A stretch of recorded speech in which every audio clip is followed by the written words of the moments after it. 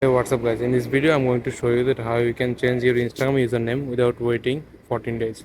So let's jump into the video. What you need to do, first you have to open up your Instagram app. Then what you need to do, you have to go to your profile. Then you have to go to on edit profile. So after that you have to take a screenshot that it will use on later on the process. You will need it on later. So after taking the screenshot you have to click on this three dot bar icon in the top right corner. Then you have to scroll down all the way down and click on help. After that what you have to do, you have to click on report a problem. Then you have to click on report problem. So after that you have to click on include and continue. Then you have to click on upload and you have to attach the screenshot that you just have to. Then you have to click on the option here and you have to write I want to